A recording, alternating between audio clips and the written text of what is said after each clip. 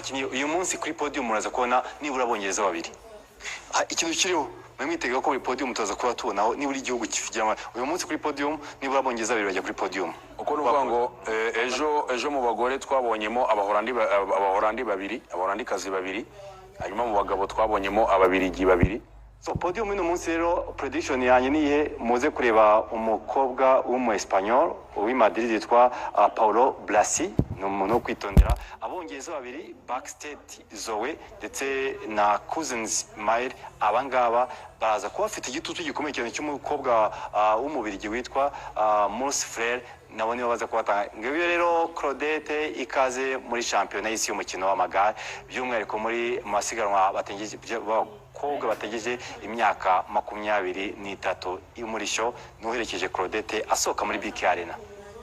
Uko kimwe mu biranga rero umuco nyarwanda n'ubundi harimo ingoma, cyane cyane inka, ingoma zifashishwa mu birori bitandukanye. Akaba rero ari Nyarukundo Claudette n'ubundi usohoka muri BK Arena. Inzira none twayibabwiye ko usohoka hagati uyanzira isohoka n'ubundi va muri BK Arena ndetse no ku gicumbi cy'intwari, hanyuma ugakomeza Kimironko ukaza gukata ugaruka Kisimenti ndetse no kwa Rando, ukamanuka usa n'uwerekeza mu Giporoso, hanyuma wagera kuri za feruje za mbere ujya mu Giporoso ukata wa muhanda wa Prince House werekeza Sonatibe, hanyuma Sonatibe nugukikiza romp wese ukuyizenguruka, ahubwo nuvuga ngo nuguca muri sense opposite cyangwa se mu cyerekezo abamanuka ubusanzwe iyo bamanuka bacamo, ahubwo abantu iyo basiganwa icyo bacamo bazamuka, hanyuma bakaza kugera Inyanza nukuzenguruka bakahita bongera bakamanuka muri Rusange. Hanyuma rero akaba ari Nyirarukundo Claudette ubimburiye abandi mu gusigana mu mukino navuga ko muri shampiyona y'isi y'amagare. Abasiganwa uno munsi mu cyiciro cy'abagore ni 50, mu gihe ku munsi w'ejo mu cyiciro mu cyiciro cy'abagore ariko abakuru ku munsi w'ejo bari 44, no munsi mubare navuga ko wiyongereye. Nyirarukundo Claudette yusubiye inyuma mu masiganwa yakinnye, navuga ko yatsinze isiganwa rya Kibagabuga Race, ni isiganwa ryaberaga mu karere ka Bugesera, rimaze iminsi ritakiba ubanya Bugesera mu ikubita gashyi, uko ryari isiganwa ryanyuraga muri biriya bice n'ubundi Kibagabuga zangeruka hari aho za Ruhuha, ubundi bakaza bagatsindira mu karere kabo bakaruka neza bekeza Nyamata. Kigero mu bajinyo Nyirarukundo Claudette akaba ari we baje kuritwara Kalidade Arujo, akaba ari Munyangora. Nimuza kureba ku munsi w'ejo mureba isiganwa no kuba ku ngimbi, muzabana abana babiri b'impanga b'abanyangora n'abana b'umwambasaderi baragenda cyane ku igare. Gusa ntabwo ngo igihugu kigare bagize ikipe yitwa Bayisikasa, ni ikipe yaje ikina Tour du Rwanda ni ukaiza ni nkama 2019, ariko rwose kuko Bayisikasa ni ikipe y'amagare ya Petro Atletico do Rwanda, ndetse n'imyambarire Petro yambara ibintu gusa nk'umuhondo harimo n'umutuku na Bayisikasa n'inganya gusa, ariko mu bakinnyi ba rwose ntaweza. Ikipe ya Misiri mu mukino w'amagare ntabwo igihugu gikomeye, gusa bagize mu minsi yashize umugabo witwa Dr. Wagi Azam wayoboye CAC cyangwa se impuzamashyirahamwe mu mukino w'amagare muri Afurika imyaka myinshi cyane. Misiri yitabiriye Tour du Rwanda nk'iya 2018 cyangwa 18 banibuka neza. Icyo gihe mu bakinnyi baje uko ari 5 hasoje umwe wenyine, yumvikane ko rero ntabwo ari igihugu gikomeye. Gusa 2021 nagiye muri shampiyona y'Afurika yabereye mu Misiri. Iki gihe navuga ko nabonye abakobwa b'Abanyamisiri rwose ubona ko bagerageza, ariko iyo tugeze mu igare abaturanyi b'aba Algeria bo babakure cyane. Algeria, Maroc, muri bino bihugu byo muri Magare navuga ko niyo bishoboka. Tunisia yigeze kugerageza muri za 2011 afite umugabo w'umusprinter mwiza cyane wakinaga muri Saudi Arabia witwaga Rafat Tui, ariko ejo naganiye n'umwe mu basore wa junior w'Umunyatunisia yambwira ko Rafa bamuri irengero. Birashoboka ko nyuma kureka igare wenda yabagiye mu bundi buzima. So ariko urebye muri Maghreb Algeria iri hejuru cyane mu mukino w'amagare, Maroc ikagerageza igakurikiraho, kuko Maroc yagize abakinnyi batwaye etape za Tour du Rwanda harimo nk'uwitwa Murahedin Saladin ndetse n'uwitwaga Murahedin Marni batwaye etape muri 14 15 gutyo mu gihe cyo Algeria ho nta mutamuzi umugabo ufite ikiroso kinini cyane twa Laga Bazedine ufite etape niba ni ukaza ashobora kwari nkenye za Tour du Rwanda harimo yatwaye 2013 inyamagabe batumaze gukata amapave tuzamutse hafi y'isoko ry'inyamagabe hari iyo twariye irwamagana hari yatwaye dusoza kuri Stade Amahoro Tour du Rwanda ya kabiri n'ibice bibiri kisozwa hariya so urumva ko rero muri Maghreb ni byinshi iyo mpamutse gato mu majyepfo ya Afrika umuntu avuga ko Afrika y'epfo yo nge mvuga ko ari nacyo gihugu cya mbere muri Afrika buriya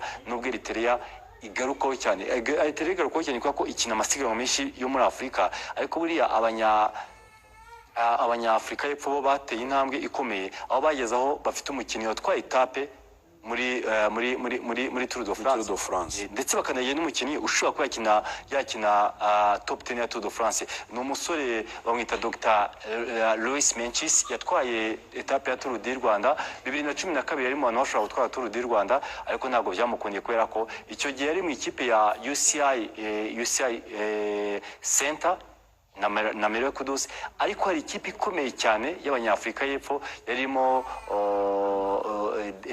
Daren n'abandi baza gutwara Tour du Rwanda gutyo so muri Afrika y'amajyepfo umuntu avuga ko igihugu Kigali na Afrika y'epfo abandi bagerageje Namibia igeze kugira umugabo bitaga wiyitaga ngo ni Dan from Namibia ariko nawe ntabwo yakinye ibintu byinshi cyane gusa yakiye muri Tour du Rwanda 2010 yatwawe na Denete Cremanote ku buryo rero navuga ngo ikirimo gikenewe cyangwa se UCI iri gukora ifatanyije na CAC nukurira ngo ese ibihugu byazamura niba navuga ngo ubushobozi ubufasha bahabwa mu myitozo mu guha abatoza abakinnyi bagahabwa izi kampu nk'izi ngizi zabaye kuko iyo urebye muri Afrika moyen de transport cyangwa se ikintu gikoreshwa cyane mu kugenda ni igare imodoka ni ikindi moto ni ikindi kuko ibyo kenshi byo binasaba yuko uba ufite ubushobozi bwo kubagura essence rero akaba ari umujyi hanyuma urabona ko uwitwa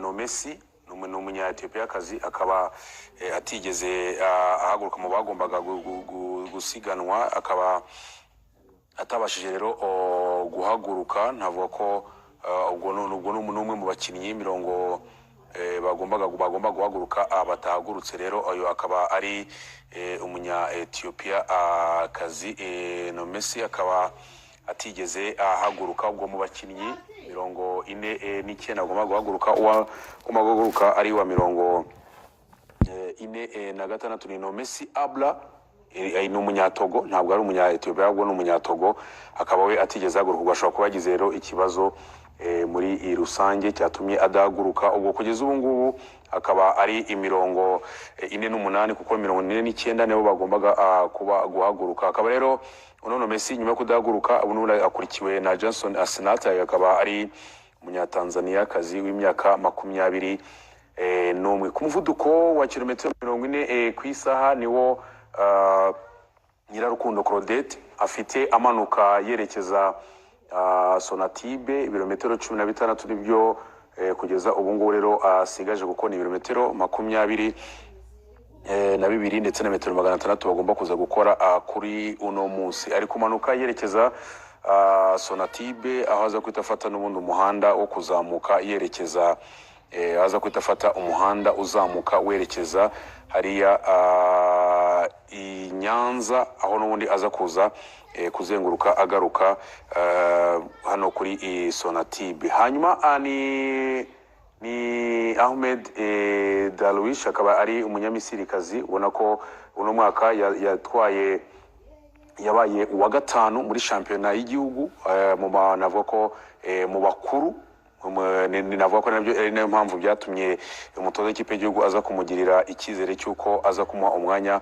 wo kuba yazamuka hanyuma ubwo mbabwire ko muri pointage ya mbere twababwiye ni pointage n'ubundi ifite intera ya kilometero 2 ndetse na metero 300 navuga ko ubwo nuvuga ngo guhera ku kiraro cyahariya Kicukiro ukagera ukagera i Nyanza ni ku ntera ni uvuga ngo ni uburebure bwa kilometero 300 ndetse yewe akaba harimo bukaba bufite wakazamuka cyangwa se uburyo ubuhaname bwa 5.8 ariko ntabwo kagoye abantu babizi akantu akazamuka kano kantu ko kuzamuka ariko no kugera Nyanza urebye umuntu yavuga ngo abantu bazi yigeze yusa nkukase ujyana bitabone ku banyamakuru hari ahantu kimara kurenga centre uzamutse harimo umuntu ashaka kuba yakata agasubira havuye hari ahantu navuga ngo wanamenya bwo butangirira ubona ara nibwo niho wanamenya bwo butangirira kuko iyo ugeze nabwo ugiye kugera hafi iyo urenze kamera ugiye kugera hafi na station hano naho wabamaze gutangira kwika wose none utangiye nuze ngo rero ibyiza nuko ku mukinyi uzamuka nka Claudette ntekereza ko akomeje gushakira amanota muri iki gice cya mbere cya gifite ubuhana butari hejuru noneho ubundi akaza kureba niba hari yatatama igihe kinini cyane abone ko abanyamisiri bafite ibikoresho David ikintu kimwe ngo maneko z'inganda z'amagare zavumbuye nuko ku munsi w'ejo i Kigali mu mihanda habaye ikintu cyitwa ngo ni exhibition abantu bamuritse amagare ya 26 ujyona nabonaga wenda ku bantu barebye ibirori byabereye mu Bushinwa bukerekana ibikoresho byinshi bya gisirikare ngo byari umwanya mwiza wo kwerekana ibikoresho bihari ku munsi w'ejo ngo inganda zarwaniye mu mihanda ya Kigali zerekana ngo ubundi i Kigali hari ibihe bikoresho hari Magare amagare yo kuza kureba muri ayo magare rero ku munsi w'ejo kuko nakwiye ko ku musore hari umusore w'umuholandi w'ikipe ukina mu ikipe ya Ineos yari afite pina rero board F ni yaratwaye igarya undi Pogacar ejo yaratwaye Colnago TT1 naho umusore w'umunya Australia Luke yaratwaye Giant Trinity naho ku munsi w'ejo Remco Evenepoel yaratwaye S-Wax Chivi mu gihe cyo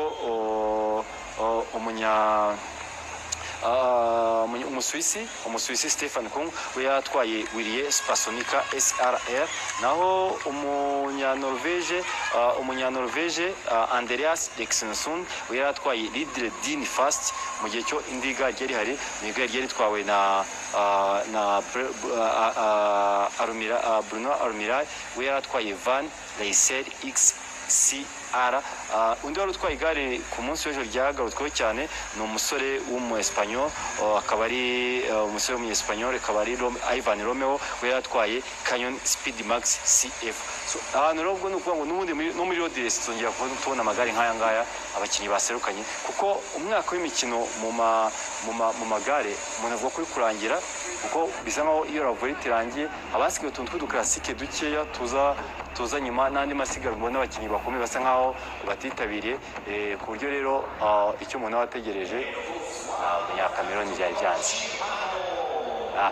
benshi baba bategereje ubu rero kuba bagenda bamurika iyo magare yabo kugira ngo uyu ni Anastasia Smasnova twabwiye ko hano mu Rwanda mu bakinnyi bari gukina harimo abakinnyi bava mu cyo bita ngo muri Misasiga bita ngo ni ikipe olympique y'impunzi umunsi wose dufite umunyasiriya bo imyenda yabo akenshi ni uko nk'uko bikwena gute rero iba ari umukara n'umweru niyo mpamvu rero babona n'ubundi nabo ko ari abakinnyi rero babarirwa muri akaba ari nabo ko hari abakinnyi nabo ko kugeza ubu ngubu muri iki cyiciro cy'abagore kugira ngo ni uyu mukinnyi wenyine nabo ko uza gukina afite n'ubundi iyi titire kuko nta gihugu na kimwe aba abarizwamo impamvu rero yaba abantu umuntu ashobora kuba yakwibaza ati se kubera iki umuntu yitwa ko afite titire y'impunzi hanyuma agakina nuko hari abakinnyi baba basanzwe bakina ariko ugasanga ibihugu byabo kubera ikibazo cy'umutekano cyangwa se n'ibibazo bya politike birimo bituma abo bakinnyi rero batabasha ibihugu bitemerewe kuba byarepresenta cyangwa se byagaragara mu marushanwa nk'ibyo bihugu muri rusange bigatuma rero abakinnyi bitabira kuko aribo ino mikino olympique umukinnyi yitabira ariko nta gihugu na kimwe abarizwamo uretse kuba ubuzi aturuka gusa ariko nta gihugu na kimwe aba yitwa ko ari muri rusange ahagarariye hanyuma kugeza ubu rero ugiye kureba abakinnyi bo bamaze guhaguruka bose kuko navuga ko abakinnyi bamaze guhaguruka bose n'abakinnyi bagera ku 9 kubera ko uno munyatogo no Messi Abla nawe babwiye ko we atigeze ahaguruka abakinnyi 9 rero bakaba bamaze guhaguruka muri bikaya mu bakinnyi 49 ngo bari bategereje kuza gusigana uno munsi 48 kugeza ubu ngubu nibo byemewe ni hatagira undi muntu uza cyangwa se undi usiganwa utaza guhaguruka ubwo 9 muri 48 bakaba bamaze guhaguruka ndabona n'ubundi ndabona hano imbere yacu Anastasia ashobora kuba ari umuntu mbona imbere agiye gufata gukora mu Magare nka metero 200 nize ko turindi jabaye ku muvandimwe Dr. Ejo ko Dr.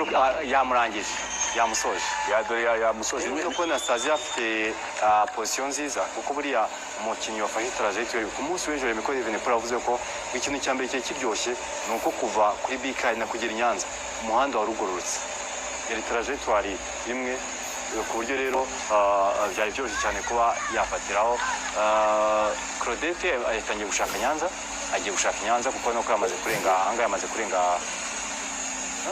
nibyo urabona arimo arazamuka n'ubundi yerekeza hariya Inyanza agiye gushaka rero nakifuza kuri Claudette nibura nawe timing point ya mbere byiza bituma nibura nubwo ejo twabonye Saverine yicaye ku ntebe abakinnyi 6 baraza bari mu nyiro hagati aho ngaho ni igare ariko ni n'igihe cy'uko isi yose imenya ko u Rwanda rugendwa kandi rufite ahantu hanyaburanga hatandukanye hamwe rero mu hantu nyaburanga ni muri parike y'ibirunga cyane cyane avuga ko umwihariko wayo Kayishema nuko uhasanga ingagi nuvuga ngo u Rwanda ruri mu bihugu bike ku isi usanga bigifite mu misozi nuvuga ngo bafite izo ngagi zo mu misozi navuga ko rero niba abashyitsi abagera mu babarirwa mu 7,000 bose baje mu Rwanda ugabona baba bazwi biyanikije baherekeje abakinnyi ndetse n'amakipe muri rusange nuvuga ngo baba abarenga 1,000 kuko harimo n'abinjira ariko batarabanje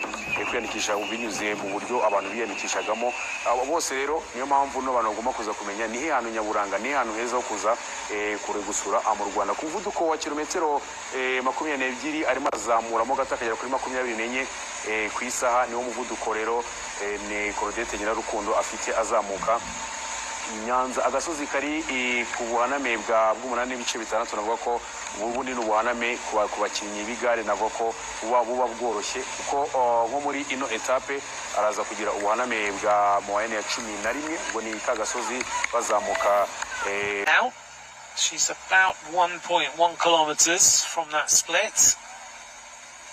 Starting to speed up a little bit on this particular climb. The bottom of it, she really slowed down quite significantly.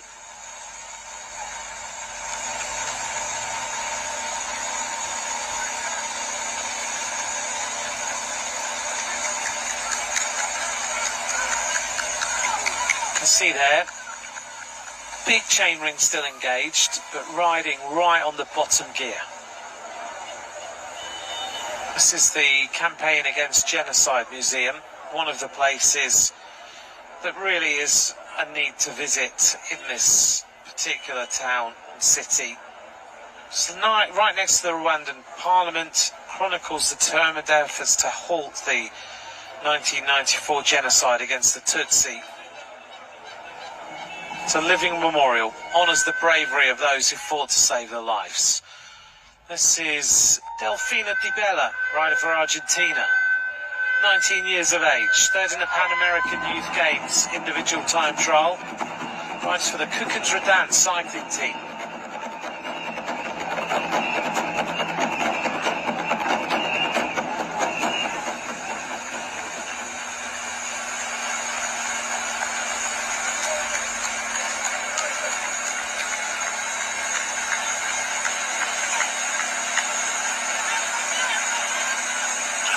Haven't seen her take a drink yet on this course.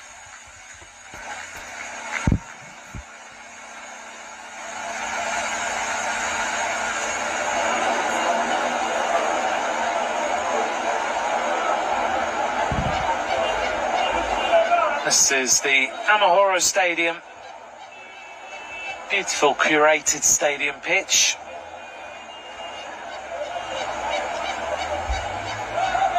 Very well known here as the key stadium that translated means peace.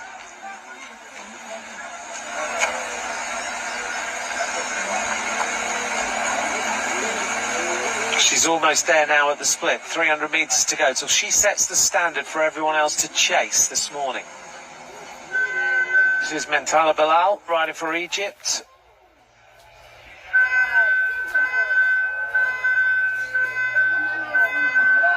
And Bilal gets going, the Benin rider.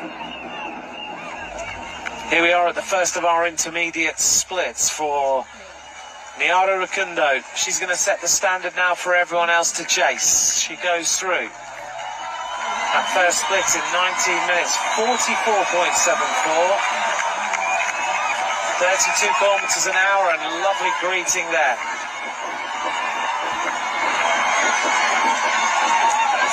As they see the Rwandan kids, they've been waiting all morning for this. And the drums at that turning point are going to be exceptional.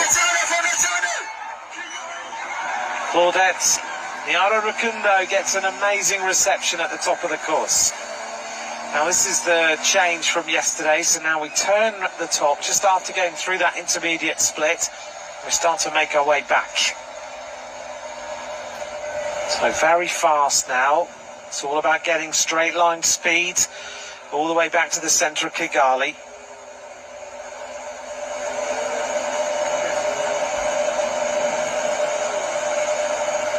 Well, she's ridden well, considering you've got that such a long uphill drag. 2.5 kilometres at 5.8%. This is Elena Ivanchenko. Rides for UAE Team ADQ. This rider is very useful. 21 years of age, stage winner in the Bretagne Ladies Tour. She's just ridden in Ardèche and finished 7th in the youth classification in Ardèche. She was 8th in the youth classification in the Tour of Romandy. She finished 8th in the individual time trial in the Tour of Romandy, the elite race. That was won by Paula Blasi. She'll be racing later. Second was Urshka Seagards. Third was Juliette Labousse, Yara Castelli and Erica Magnaldi. So she rode really well to be in the top 8. She beat Shabby, she beat Michaela Harvey, she beat Caroline Anderson, some big names, Sylvia Persico and others.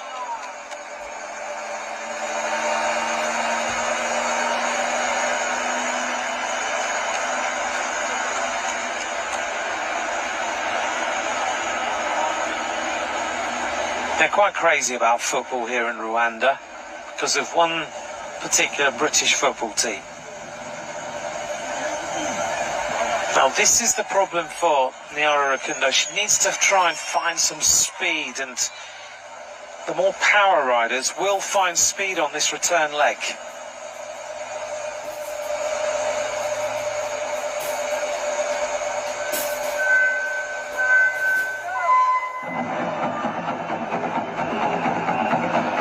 Elizaveta Skiriadorova is underway then for Kazakhstan. 14 riders have started, out of our now 49 riders who will take to the race start today. This is Ivanchenko into the initial stages of this individual time trial, riding on that Colnago of a Team UAE ADQ. Very fast time trial bike that is.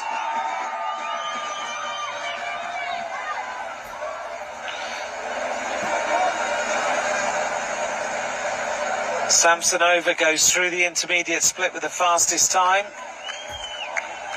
34.792 kilometres an hour for Samsonova. 18 minutes and 16 seconds. So 2.5 kilometres an hour faster than the Rwandan rider on that particular section. Not surprised, it looked to me like Niara Rukundo didn't have the speed at the bottom of the hill. She really kind of ran into it and slowed down quite considerably. So 1 minute 27 seconds of a difference between the riders. Now they're making their way back. You can see riders on the right-hand side of the road as we look.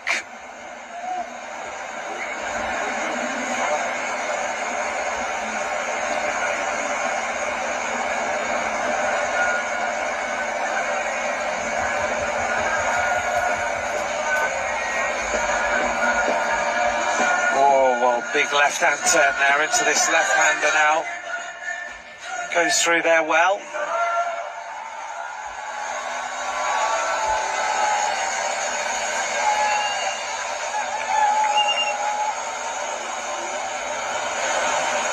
Well, she looks to have got in her stride now on this return leg.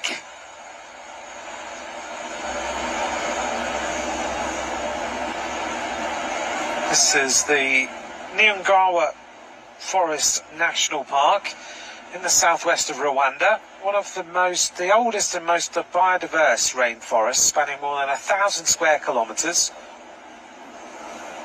A sanctuary of real lush and rare plant life, wildlife, and you get amazing views of the Albertine Rift. 13 species of primates in there. This is Ava Holmgren of Canada.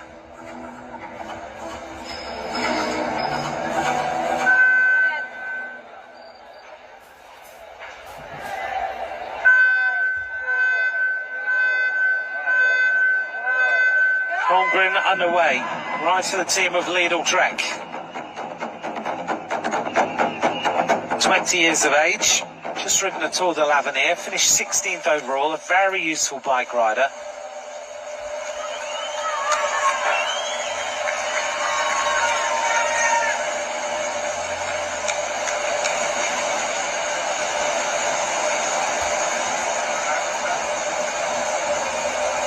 Not too long to go now for our Rwandan rider. She will have another intermediate split at 4.6 kilometres to go.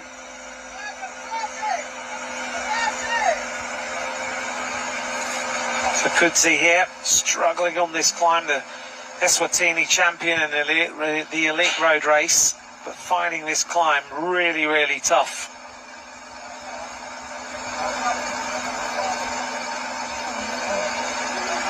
Trying hard to just keep the momentum going. It does show you the difference between the emerging nations and the top nations as to just how hard this can be. But riding well and trying to keep the momentum going on this particular climb. Doesn't have any of the electronic additions, any of the aero bars or anything like that. Back here with Ivanchenko. See the momentum, look at the pace of the legs, the cadence is high. High stacks on the front there to keep the body tucked in and keep as aero as possible.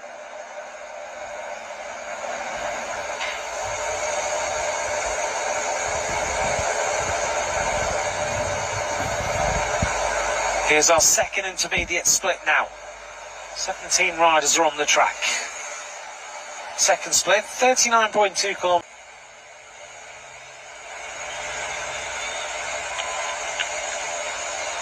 So there's the standard. Still Samson over the fastest at the first split. And this is the first rider to reach the second split.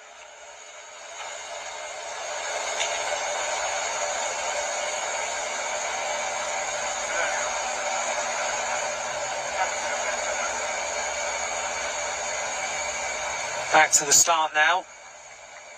This looks like Sonica Klopper, rider for South Africa.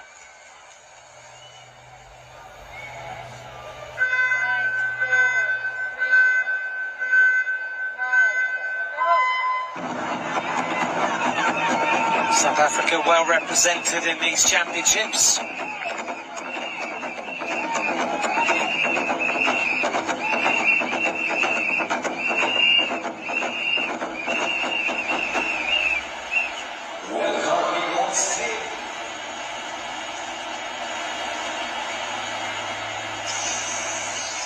Another of our national parks, Akagera. Come on safari here. You can do it by vehicle across the landscapes, or you can do a boat safari on Lake Ehima. You might come across some hippos and crocodiles if you did that. Well known for its Irushyamya fish farm, operational since 2022, where they filmed for tilapia